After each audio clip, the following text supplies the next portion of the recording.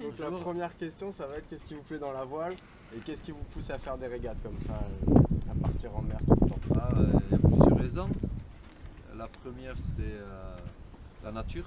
Donc on compose avec la nature, on essaie de la lire, de l'écouter et puis de jouer avec derrière.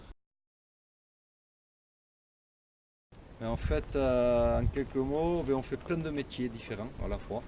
Donc c'est ça qui est excitant quelque part. Donc faire des marches, donc on est commercial, marketing, graphiste. Donc, au début, on fait les trucs classiques.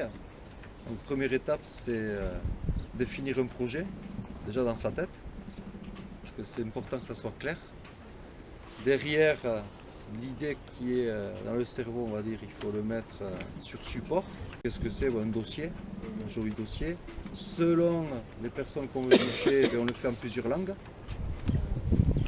Derrière, un site internet qui explique tout ça aussi. Après, aujourd'hui, actuellement, les réseaux sociaux et tout ça, vous connaissez mieux que moi.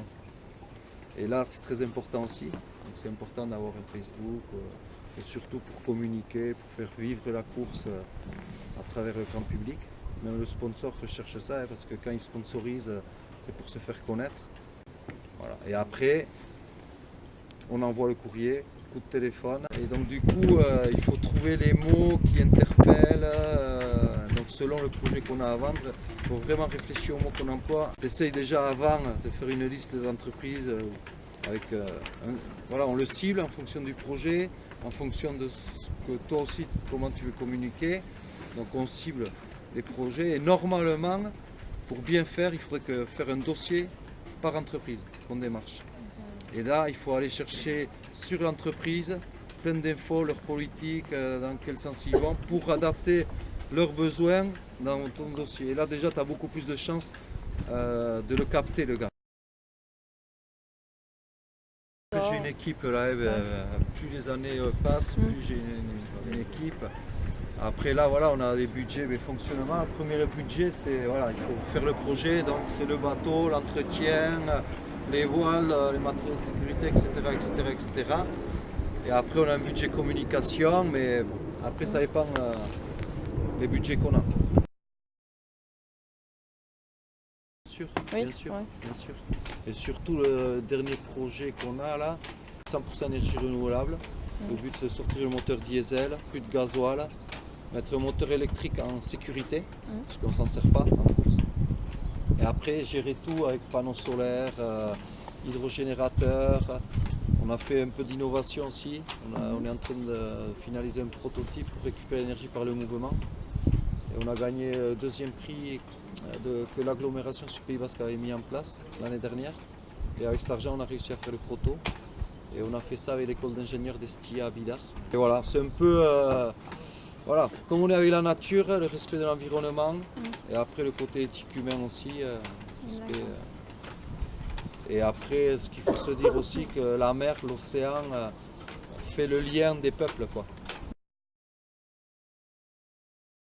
En double, 22 jours et demi, et en solitaire, 17 jours et 7 heures. Des globes, bon, le record, c'est de 78 jours. Et moi, avec le projet avec lequel je vais participer, je vais avoir un vieux bateau. 98, avec ce bateau, le record était de 104 jours. Donc j'aurai un objectif de faire en dessous de 100 jours. Le meilleur, un des meilleurs, c'est quand on a des sensations fortes, où il y a beaucoup de vent, où on surfe là-haut la voile, donc sous spi. Pour ce que tout à l'heure on parlait, vous savez pas ce que c'est. En fait, c'est comme une bulle, comme une toile de parachute qu'on met à l'avant du bateau, c'est un peu le turbo du bateau. Et quand le vent il vient de derrière, on met ça pour accélérer à fond. Et quand on surfe, et en plus les dauphins qui naviguent à côté avec soi, c'est des moments forts. C'est génial, mais il ne faut pas que ça dure longtemps parce que c'est usant physiquement. Oui, la traversée atlantique. Ouais. J'ai fait 6 fois la solitaire du Figaro. Bon, j'ai appris énormément avec ces courses-là, surtout à naviguer en Manche, avec le courant qui est énorme. Au début tu flippes et alors, à la fin tu joues avec, et c'est génial. Pareil en Bretagne avec les cailloux partout, machin. Au début tu navigues le plus loin possible et après tu vas les titiller parce que en stratégie ça marche mieux.